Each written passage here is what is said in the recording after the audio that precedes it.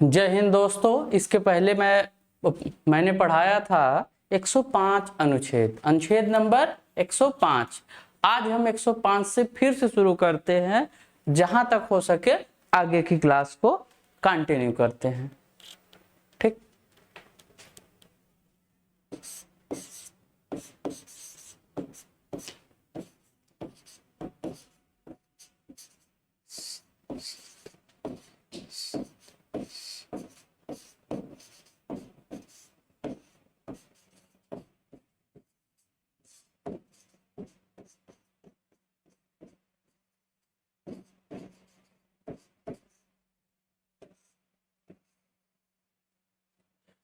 Article number 105 में है कि संसद के सदस्यों का विशेषाधिकार।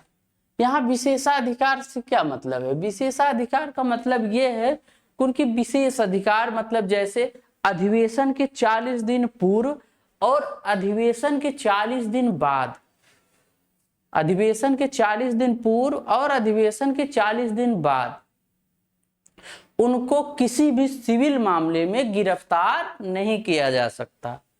किसी भी सिविल मामले में गिरफ्तार नहीं किया जा सकता। लेकिन ये छूट जो है वो क्राइम में नहीं है, ये आपराधिक मामलों में इस चीज की छूट उन्हें नहीं प्रदान की गई है। केवल सिविल मामलों में उनको 40 दिन, कितने 40 दिन पूर्व अधिवेशन के 40 दिन पूर्व का बाद, अधिवेशन के 40 दिन पूर्व और 40 दिन बाद कि में उन्हें सिविल मामलों में गिरफ्तार नहीं किया जा सकता। ये है संसद के सदस्यों का विशेषाधिकार। ठीक। उसके बाद हम आते हैं नेक्स्ट अनुच्छेद, इंपॉर्टेंट अनुच्छेद, सबसे काफी इंपॉर्टेंट अनुच्छेद है। जितनी बार ये पूछा जा चुका है, जितनी संख्या में है ये, उतनी बार एग्जामों में पूछा भी जा चुका है। अनुच्छेद 109, अनुच्छेद 108, अनुच्छेद 108, अनुच्छेद 108। ये मान लीजिए कि जितनी बार अनुच्छेद 108 है तो ये 108 बार एग्जामों में पूछा जा चुका है। इसमें है संसद के संयुक्त अधिवेशन की बैठक। संसद की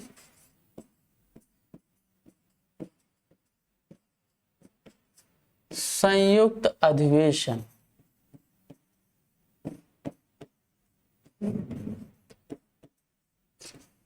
काफी इंपॉर्टेंट टॉपिक है संयुक्त अधिवेशन।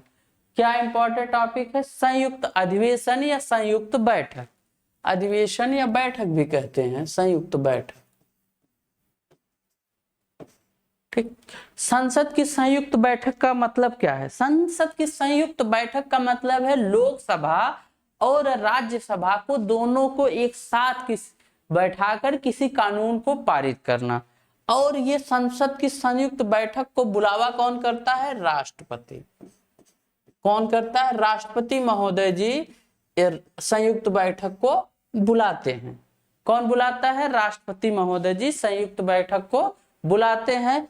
और ये सब किस अनुच्छेद के तहत?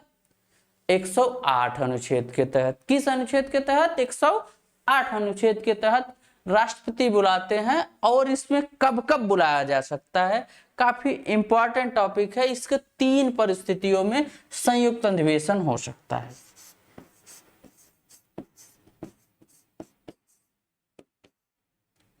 संयुक्त बैठक,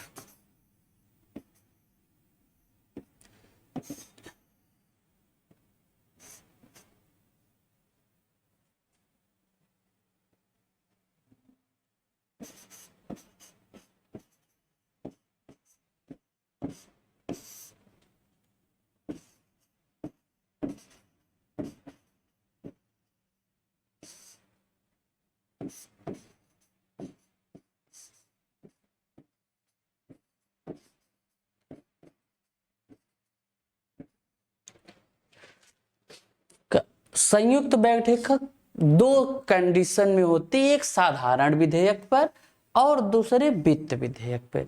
किसके विधेयक पे? साधारण विधेयक और वित्त विधेयक। कभी भी संयुक्त बैठक का प्रावधान जो है वो कभी भी धन विधेयक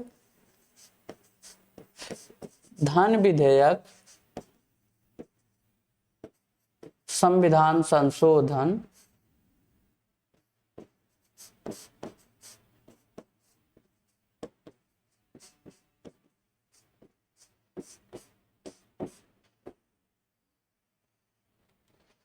क्या कभी भी संयुक्त बैठक का प्रावधान धन विधेयक और संविधान संशोधन के केस में नहीं होता।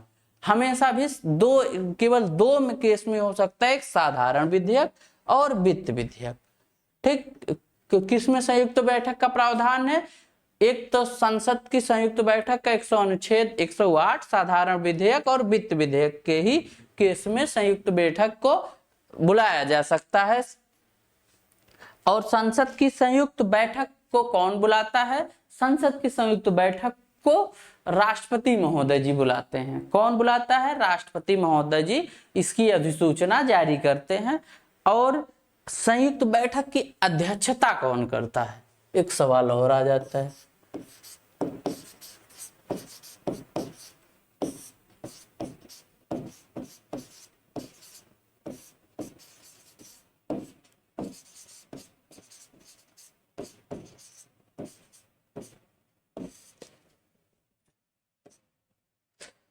संयुक्त बैठक की अध्यक्षता कौन करता है? संयुक्त बैठक की अध्यक्षता जो है वो लोकसभा अध्यक्ष करते हैं। अगर लोकसभा अध्यक्ष मौजूद ना हो या किसी विशेष परिस्थिति में वो हो या फिर वो ना करे तो उपाध्यक्ष करता है। उपाध्यक्ष भी ना उपस्थित हो तो तब तो बड़ा सवाल हो जाता है। तो राज्यसभा का उपसभापति करता है। कौन करता है? राज्य का उपसभापति। और अगर राज्य का उपसभापति भी ना मौजूद हो तो उन उपस्थित सदस्यों में जो वरिष्ठ सदस्य या फिर जिसको सदस्यों द्वारा बैठक के लिए या बैठक की अध्यक्षता के लिए चुन लिया जाता है वो अध्यक्षता करता है। सबसे इंपॉर्टेंट बात यह है कि संयुक्त बैठक की अध्यक्षता कभी भी राज्य का सभापति नहीं करता, क्योंकि वो संसद का किसी भी सदन का वो सदस्य ही नहीं होता। ये मैंने इसके पहले क्लास में बताया था कि राज्यसभा का पदेन सभापति होता है उपराष्ट्रपति, और वो राज्यसभा का सदस्य नहीं होता। इसीलिए संयुक्त बैठक की अध्यक्षता कौन करता है? अगर स्पीकर करता है, मतलब लोकसभा अध्यक्ष। अगर लोकसभा अध्यक्ष अनुपस्थित हो तो उपाध्यक्ष करता है। उपाध्यक्ष अनुपस्थित हो तो उपसभापति करता है। अगर उपसभापति अनुपस्थित हो तो वो जो मौजूद सदस्य हैं उनमें से कोई भी एक वरिष्ठ सदस्य को चुन लिया जाता है जो इसके लिए उपयुक्त हो।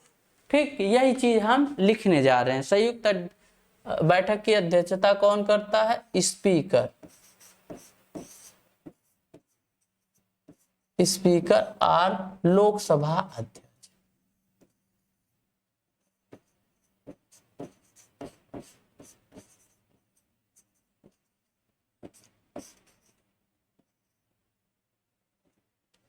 कौन करता है? लोकसभा अध्यक्ष। अगर लोकसभा अध्यक्ष मौजूद ना हो तो कौन करेगा? तो उपाध्यक्ष करेगा। उपाध्यक्ष ना मौजूद हो तो उपसभापति या राज्यसभा, उपसभापति राज्यसभा। अगर वो भी ना मौजूद हो तो करेंगे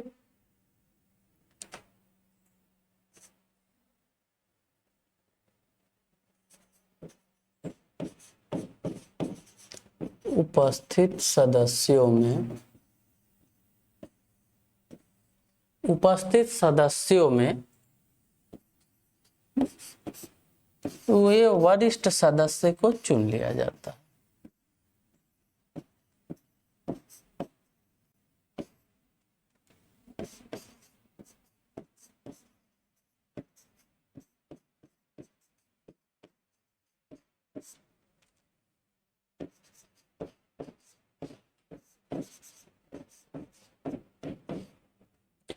क्या हमने क्या बताया, आप लोग लगभग समझ गए होंगे। अब हम नेक्स्ट चलते हैं आर्टिकल नंबर 109 की तरफ। किसकी तरफ? आर्टिकल नंबर 109 की तरफ। हमने बता दिया कि 108 में क्या है, संयुक्त अधिवेशन, संसद के संयुक्त अधिवेशन। संयुक्त अधिवेशन की अध्यक्षता स्पीकर महोदय करते हैं। अगर स्पीकर ना मौजूद हो तो उपाध्यक्ष करता है, उपाध्यक्ष ना हो तो उपसभापति या राज्यसभा, वो भी ना उपस्थित हो तो उसमें वरिष्ठ सदस्य को चुन लिया जाता है। और उसके बाद संयुक्त अधिवेशन, इसके पहले मैंने बताया संयुक्त अधिवेशन दो में लाया जा सकता है। एक होता है साधारण विधेयक में और दूसरा वित्त विधेयक में। किस में लाया जा सकता है? साधारण विधेयक या वित्त विधेयक में। ठीक, किस और ठीक, उसके बाद हम नेक्स्ट चलते हैं 109। 8 के बाद हम आर्टिकल 109 को डिस्कस करते हैं। अनुच्छेद 109।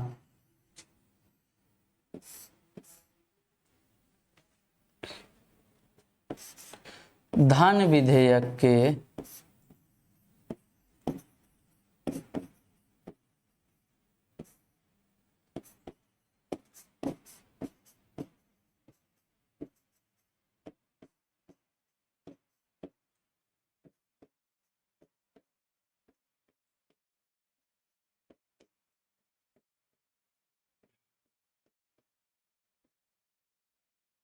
धन विधेयक के संबंध में विशेष प्रक्रिया। धन विधेयक के संबंध में विशेष प्रक्रिया का मतलब क्या है? धन विधेयक के संबंध में विशेष प्रक्रिया का मतलब है कि धन विधेयक केवल लोकसभा में स्थापित किया जा सकता है। धन विधेयक केवल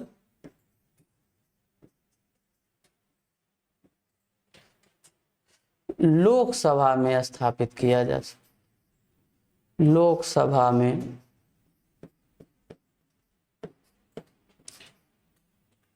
पुनः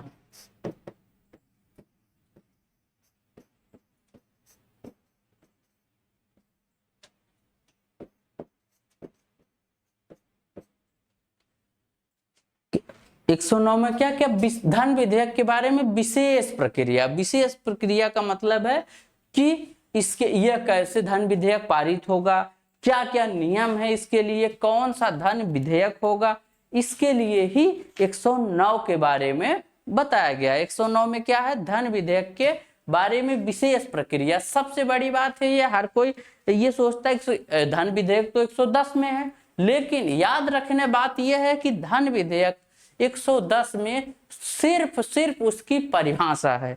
क्या है? धन विधेयक की परिभाषा है। 110 में धन विधेयक की परिभाषा है।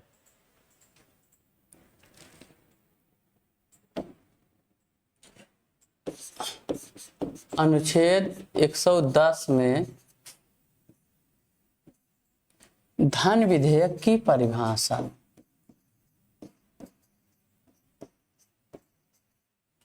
धन विधेयक की परिभाषा।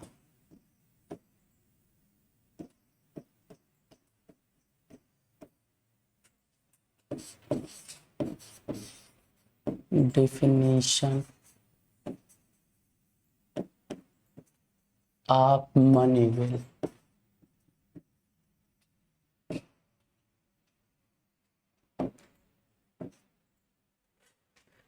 110 में क्या है? धन विधेयक की परिभाषा।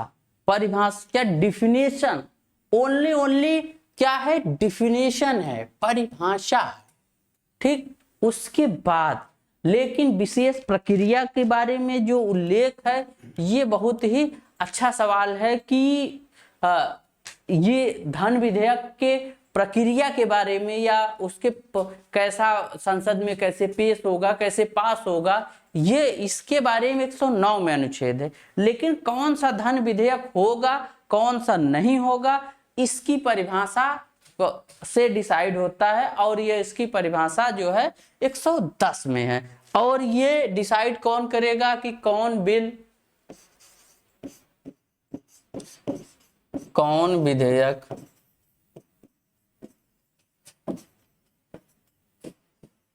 धन विधेयक है कि नहीं।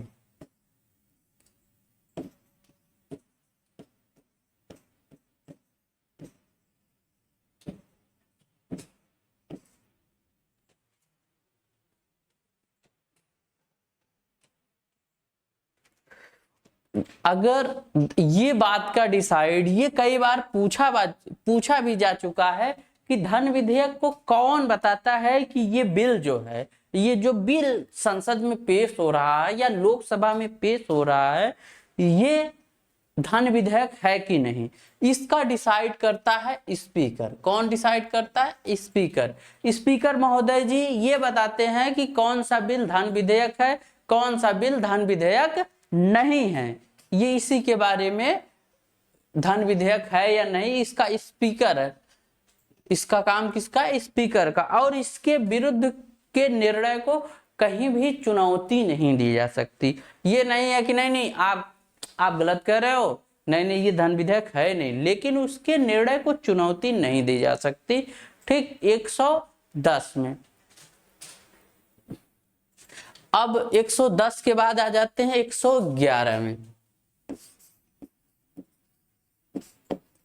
अनुच्छेद 111 में राष्ट्रपति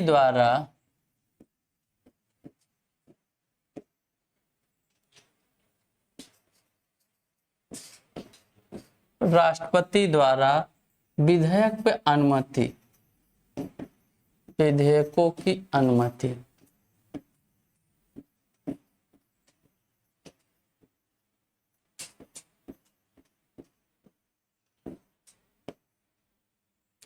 राष्ट्रपति द्वारा विधेयकों पे किस अनुच्छेद के तहत राष्ट्रपति विधेयकों पर अपनी अनुमति या सहमति प्रदान करता है? आर्टिकल 111।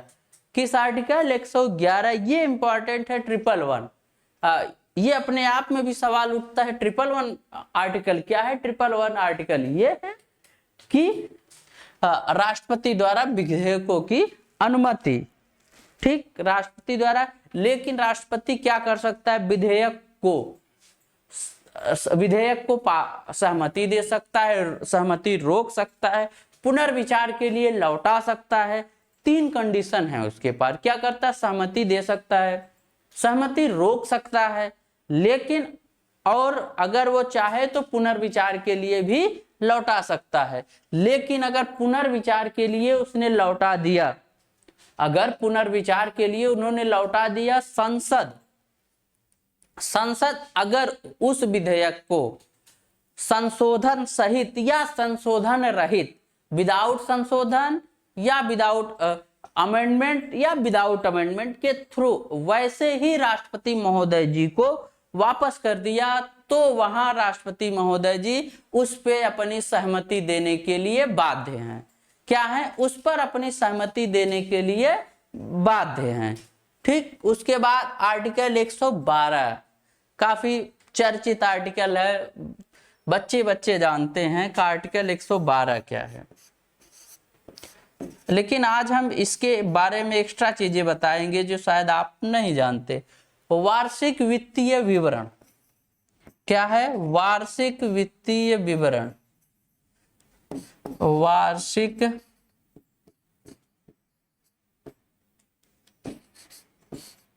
वित्तीय विवरण।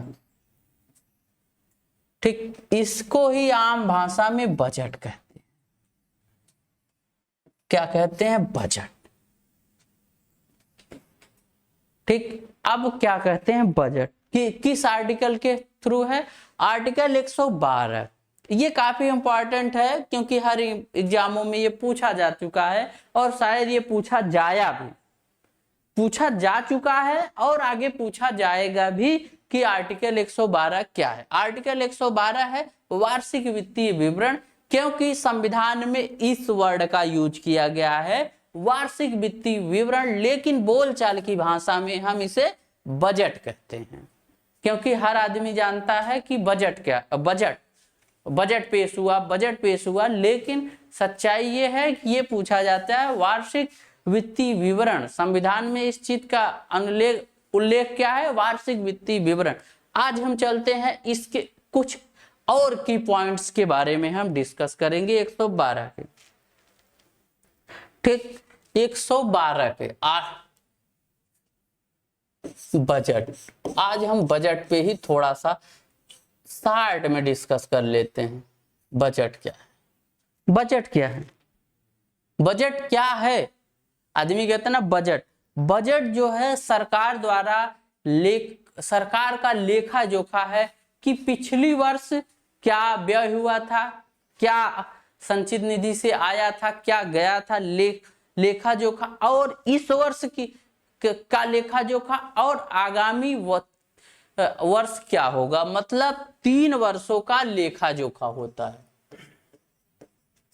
बजट 3 वर्षों का लेखा जोखा होता है, 3 वर्षों का लेखा, ठीक, लेखा जोखा।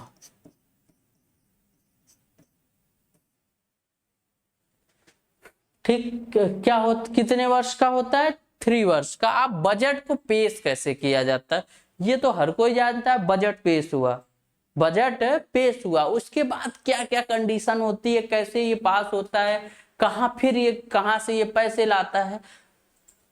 बजट को पेश करने के लिए राष्ट्रपति महोदय जी संसद को कहते हैं और वित्त मंत्री द्वारा इसका पेश किया जाता है। अब बजट का इतिहास क्या रहा, इसका हिस्टोरिकल बैकग्राउंड, इतिहास। आज बजट का इतिहास ही हम बता देते हैं आप लोग को। बजट का इतिहास क्या रहा? सबसे पहले भारत में बजट जो है वो पेश किया गया 1860 में, 18 फरवरी 1860, 18 फरवरी 1860। इस समय थे वायसराय लॉर्ड कैनिंग।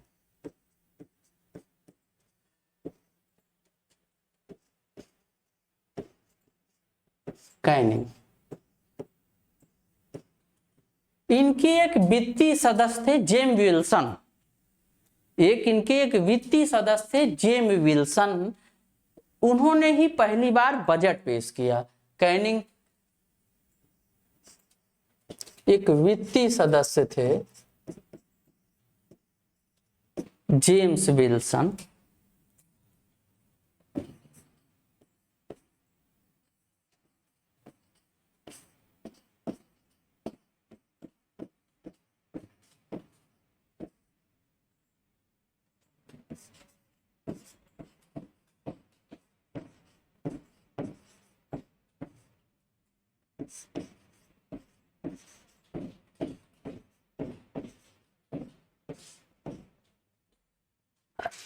पहली बार बजट का पेश किया गया। ये डेट भी पूछी जाती है कि 18 फरवरी 1860। उस समय वायसराय कौन थे? उस समय वायसराय थे लॉर्ड कैनिंग। उनकी एक वित्तीय सदस्य थे जेम्स विल्सन, और इन्होंने ही पहली बार विल्सन द्वारा ही बजट पेश किया गया। कब पेश किया गया? ठीक, उसके बाद इसीलिए इनको भारत में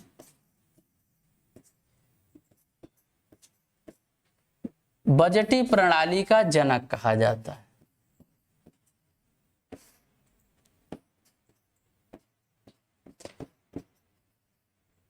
बजटीय प्रणाली का जनक कहा जाता है। किसे कहा जाता है? James Wilson.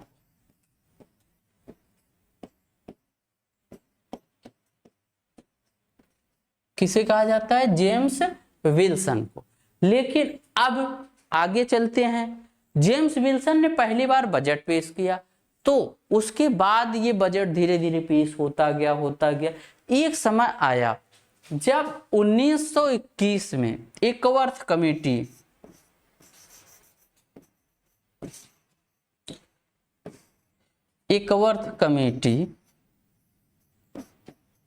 या समिति 1921 में एकवर्थ कमेटी 1921 के सिफारिश पर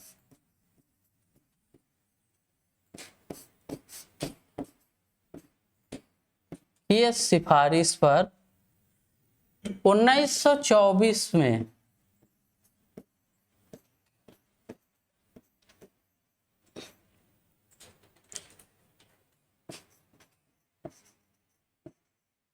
रेल बजट को आम बजट से अलग कर दिया गया।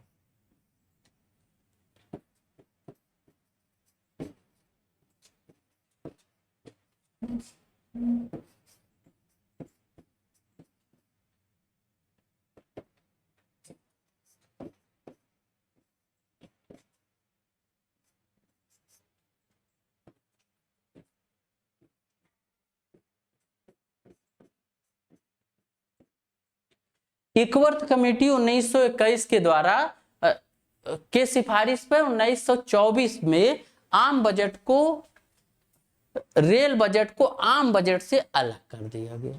ये एक दो बार, 2 से 3 बार पूछा जा चुका है कि किस कमेटी की सिफारिश पर रेल बजट को आम बजट से अलग किया गया था? एकवर्थ कमेटी के सिफारिश पर। और यह भी पूछा जा चुका है कि किस वर्ष किया जा चुका था? तो 1924 में। कि किस बार किया था? कमेटी कब बनी थी? 1921 में। बजट को अलग कब किया गया? 1924 से आम बजट को रेल बजट से अलग पेश किया जाता था। लेकिन अब एक घटना और बताते हैं, आगे चलते हैं। 2017 में क्या हुआ? मोदी सरकार थी 2017 में। ये तो लगभग सब बच्चे जानते हैं कि 2017 में मोदी सरकार थी। इन्होंने क्या किया? इन्होंने रेल बजट को, हाँ एक सवाल और है इसमें कि एकवर्थ कमेटी ने क्या सिफारिश की थी? एकवर्थ कमेटी ने इस बात को सिफारिश की थी कि रेल जो है, या रेल एक उद्योग की श्रेणी में आता है, ये अपने अनुसार चेंजेस कर सकता है। हाँ, ये सार्वजनिक उद्योग जरूर है, लेकिन इसको सरकार से नियंत्रण जरूर है, लेकिन इसको एक उद्योग का दर्जा दिया जाता है। इसलिए आम बजट को रेल बजट से अलग कर दिया जाए। इसी की सिफारिश की वजह से 1924 में आम बजट को रेल बजट से अलग कर दिया गया। फिर चलते हैं नेक्स्ट 2017 में। 2017 में मोदी सरकार द्वारा, या अच्छा नहीं, ये कम सही है। -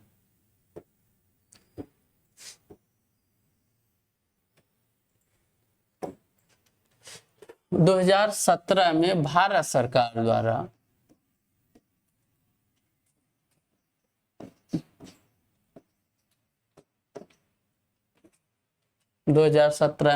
सरकार द्वारा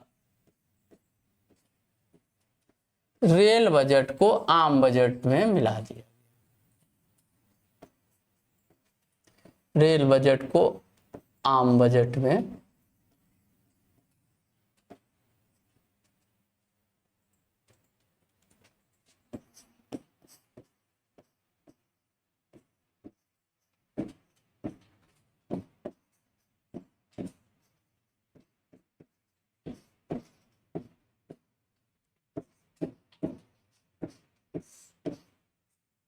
क्या किया गया? 2017 में रेल बजट को आम बजट में मिला दिया गया।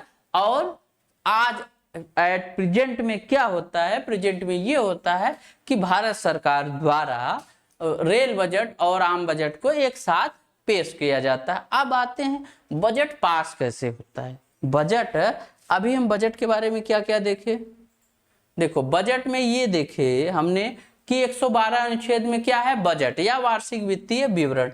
उसके बाद हमने देखा कि बजट क्या है, बजट 3 वर्षों का लेखा जोखा है। ठीक, इतिहास इसका थोड़ा सा देख लेते हैं। 18 फरवरी 1860 को लॉर्ड कैनिंग वायसराय थे उस समय, और जेम्स विल्सन जो एक उनके वित्तीय सदस्य थे, उनके एक वित्तीय सदस्य जेम्स विल्सन द्वारा पेश किया गया था। भारत में बजटी प्रणाली का जनक जेम्स विल्सन को माना जाता है। ठीक, उसके बाद एक वर्थ कमेटी के द्वारा सिफारिश को 1924 में बजट को आम बजट से अलग कर दिया गया। अब और 2017 में फिर आम बजट को रेल बजट में मिला दिया गया। अब चलते हैं बजट जो है प्रस्तुत कैसे किया जाता है। बजट प्रस्तुत कैसे किया जाता है, बजट के बाद पहले बजट का प्रस्तुतिकरण होता है। ये पूछा गया है IAS 2000, ठीक, IAS के एग्जाम, बजट का प्रस्तुतिकरण। ये PCS में भी पूछा जा चुका है। बजट का प्रस्तुतिकरण,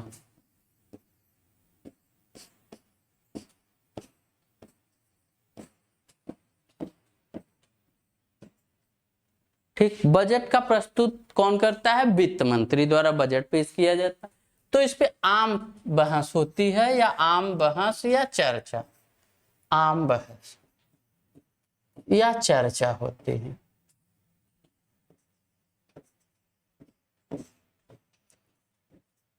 अब इस पहले बजट पेश किया जाता है, बजट का प्रस्तुतिकरण होता है संसद में, फिर इस पे क्या होता है, इस पे आम बहस होती है, फिर विभाग समितियों द्वारा जांच की जाती है, फिर क्या होता है, अनुदान पे मांग की जाती है। अनुदान की मांग के बाद, अनुदान की मांग मतलब अनुदान पर मतदान कराने के बाद विनियोग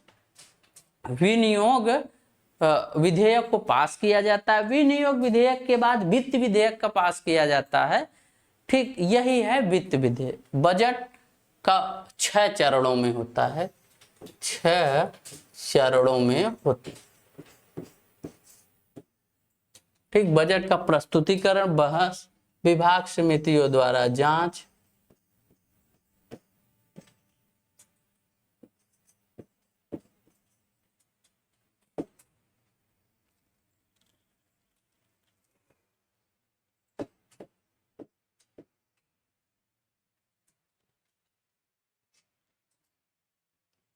विभाग समितियों द्वारा जांच,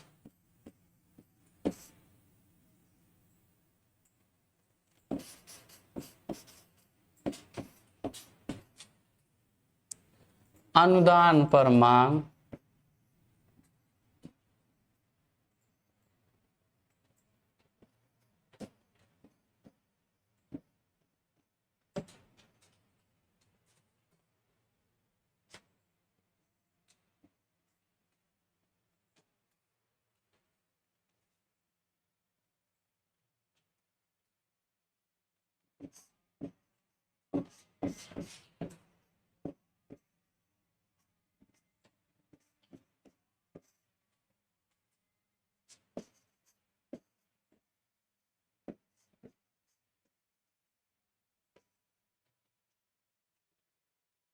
विनियोग विधेयक,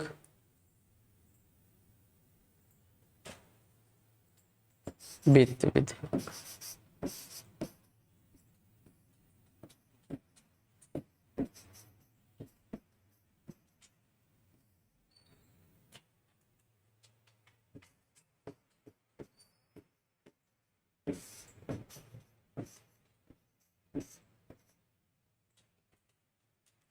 ठीक, ये है बजट का प्रोसेस। बजट पहले प्रस्तुत किया जाता है, फिर क्या किया जाता है, बजट का आम बहस पर चर्चा होती है, विभाग समितियों द्वारा जांच होती है,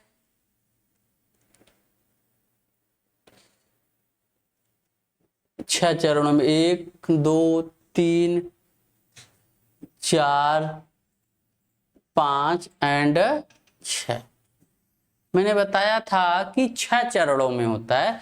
कितने चरणों में होता है? बजट का प्रस्तुतिकरण होता है, फिर आम बहस होती है, फिर विभाग समितियों द्वारा जांच होती है, अनुदान पर मांग किया जाता है, फिर विनियोग विधेयक पारित किया जाता है, विनियोग विधेयक पारित किया जाता है, वित्त विधेयक पारित किया जाता है। वित्त विधेयक पारित होने के साथ ही बजट का प्रोसेस समाप्त हो जाता है और इसको वित्त विधेयक को 75 दिन के अंदर पास किया जा सकता है। ठीक, उसके बाद हम आते हैं अनुच्छेद 112 का इतिहास सहित हो गया, क्योंकि 112 में हम वार्षिक वित्तीय विवरण पढ़े, उसके बाद इसका थोड़ा सा इतिहास पढ़े, फिर उसके बाद भारत सरकार रेल बजट के बारे में पढ़े और बजट का प्रस्तुतिकरण कैसे होता है उसके बारे में हम पढ़े।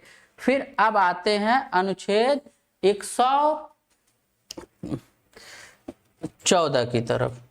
किसके आते हैं? 114 की तरफ। 114 में है, अनुच्छेद 114 में विनियोग विधेयक। विनियोग विधेयक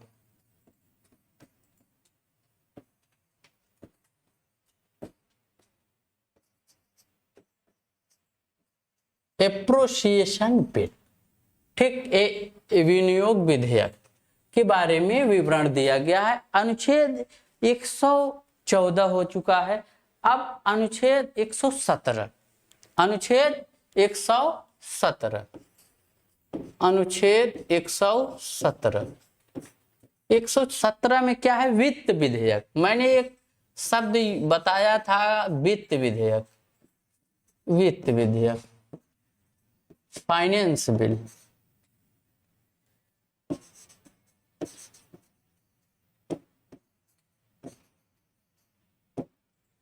ठीक, एक आर्टिकल 117 में क्या है? वित्त विधेयक या फाइनेंस बिल। इसी के बारे में हमने बताया था, संयुक्त अधिवेशन साधारण बिल, ऑर्डिनरी बिल और फाइनेंस बिल पे ही हो सकता है। ये आर्टिकल किस अनुच्छेद में है? ये है 117 अनुच्छेद में। ये इंपॉर्टेंट है। उसके बाद आते हैं 17 के बाद हम इंपॉर्टेंट आर्टिकल में आ जाते हैं 120 में। आर्टिकल नंबर 120 या अनुच्छेद 120। अनुच्छेद 120 में क्या कहता है? अनुच्छेद 120 कहता है कि संसद में कौन सी भाषा प्रयोग होगी, उसी के उपबंध में बारे में है, संसद की भाषाओं के प्रयोग के संबंध में। संसद की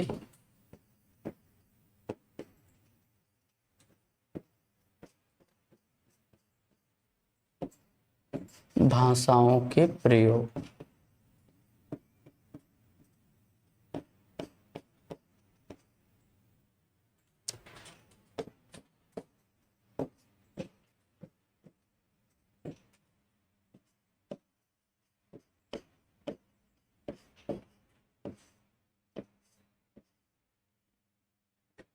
एक सौ बीस अनुच्छेद के बारे में क्या है? संसद के में प्रयोग की जाने वाली भाषाओं के बारे में है।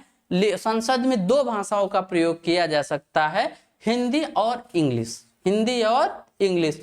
लेकिन संसद महोदय उनको, संसद सदस्य को स्थानीय भाषा में बोलने की अनुमति दे सकते हैं, ऐसा नहीं है। लेकिन वो लिखित काम जो है हिंदी और इंग्लिश में ही होगा। लेकिन अध्यक्ष महोदय संसद सदस्यों को बोलने का अवसर प्रदान कर सकते हैं किसी भी भाषा में, जो वो भाषा लोकल लैंग्वेज हो या वो जिस भाषा का रिक्वेस्ट करे उस भाषा में बोलने में दे सकते हैं। यहाँ तक कि जो भाषा भारत की 8वीं अनुसूची के 22 भाषाओं में नहीं है, उसमें भी उन्हें बोलने का मौका दिया जा सकता है। अनुच्छेद 121,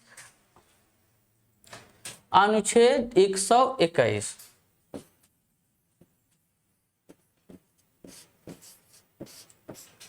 अनुच्छेद 121, अनुच्छेद 121 क्या है? संसद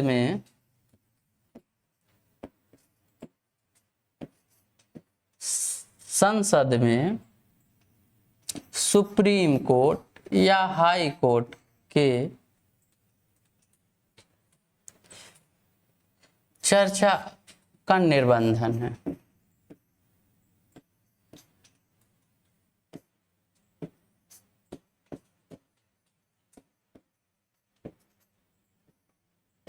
मतलब ये है संसद में ये इस बात की चर्चा नहीं की जा सकती कि भारत का सुप्रीम कोर्ट या किसी राज्य का या हाई कोर्ट ने क्या किया, क्या निर्णय दिया, क्या गलत किया, क्या सही किया, कौन से निर्णय पेंडिंग में है और ये निर्णय क्यों दिया। ये सब चीजें संसद में चर्चा नहीं की जा सकती। क्या की जा सकती? इसकी चर्चा जो है संसद में नहीं की जा सकती। यही आर्टिकल 121 कहता है। वैसे आपने 121 तो काफी इंपॉर्टेंट है। अब आर्टिकल 122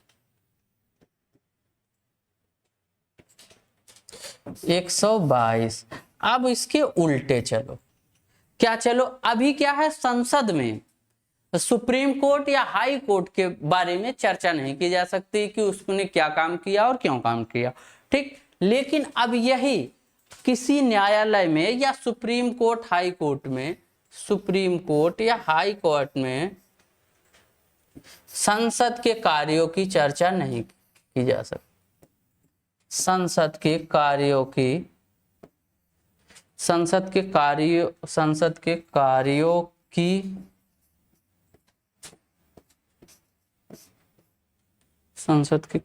की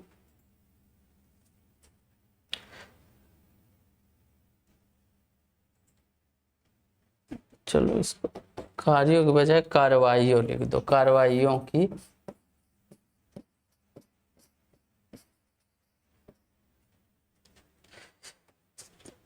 चर्चा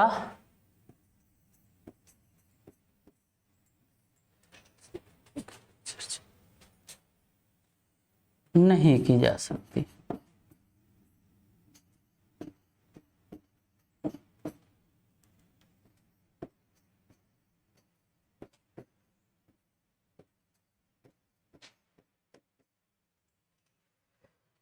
ये हो आर्टिकल 121 122 क्या है? आर्टिकल 121 कहता है संसद सुप्रीम कोर्ट के बारे में चर्चा नहीं करेगा। लेकिन अब 122 कहता है सुप्रीम या अदालत संसद के बारे में चर्चा नहीं करेगा। संसद अदालत की चर्चा नहीं करेगा और अदालत संसद की चर्चा नहीं करेगा, क्योंकि आर्टिकल 50 में ये बताया गया था। ये पीछे इन क्लासों को देखने के लिए पीछे हमारे चैनल पे जाइए और ये क्लासें अपलोड हैं, आप वहां से देख सकते हैं, ठीक। लेकिन मैं फिर से बता देता हूं, आर्टिकल 50 के बारे में बताया गया था कि न्यायपालिका का कार्यपालिका से पृथक्करण या शक्तियों का विभाजन। क्यों? 50 में खुद ही बताया गया था कि न्यायपालिका कार्यपालिका से अलग काम करेगी, इसीलिए संसद की चर्चा सुप्रीम कोर्ट या हाई कोर्ट में नहीं की जा सकती, हाई कोर्ट सुप्रीम कोर्ट की चर्चा संसद में नहीं की जा सकती। अब उसके बाद आगे चलते हैं, एक आर्टिकल और डिस्कस करते हैं। ये लास्ट आर्टिकल होगा आज की क्लास का। उसके बाद नेक्स्ट क्लास में डिस्कस करेंगे आर्टिकल 123 अनुच्छेद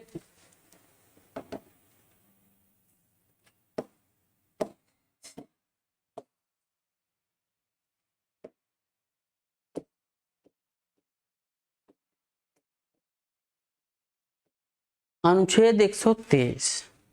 ये काफी इंपॉर्टेंट है और ये शायद आप इसके बारे में जानते भी होंगे, लेकिन मैं एक बता देता हूं कि आर्टिकल 123 जो है वो राष्ट्रपति के अध्यादेश जारी करने की शक्ति बताता है। क्या है? राष्ट्रपति को अध्यादेश जारी करने की शक्ति। राष्ट्रपति द्वारा अध्यादेश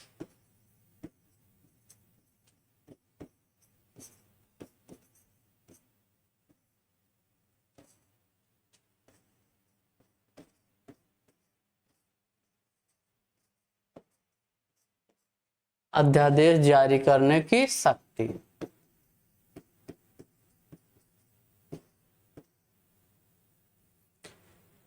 अगर भारत का संसद या संसद के लोकसभा या राज्यसभा राष्ट्रपति द्वारा, अगर उनका संसद को का अध्यादेश जारी करने की शक्ति दोनों सदन अगर कार्यरत नहीं है, दोनों सदन अगर कार्यरत नहीं है तो, और उस समय की मांग ये कहती है कि तत्काल इस चीज की रूल्स या रेगुलेशन बनाने की या विधि बनाने की सख्त जरूरत है, तो राष्ट्रपति महोदय जी इसकी अध्यादेश जारी कर सकते हैं। अध्यादेश की वही शक्ति होती है जो संसद द्वारा बनाए गए विधि की होती है, इसलिए अध्यादेश में वही ताकत होती है जो संसद द्वारा बनाई गई विधि होती है। अध्यादेश को एक टॉप थोड़ा सा और देख लो, अध्यादेश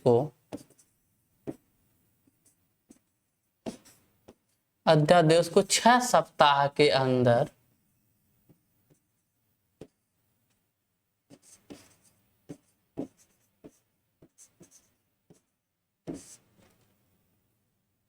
संसद द्वारा अनुमोदन किया जाना चाहिए। संसद द्वारा